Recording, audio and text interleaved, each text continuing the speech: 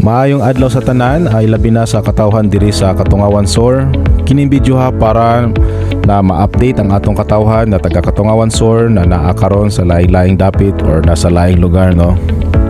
Oh guys, eto na po ang home court natin ngayon. Napakaganda na.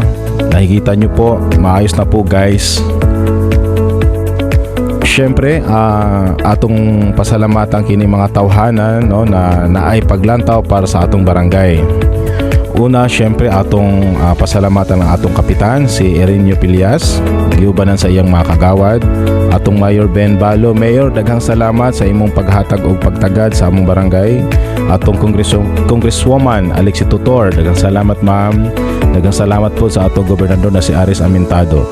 Thank you mga sir, ma'am. I love you all.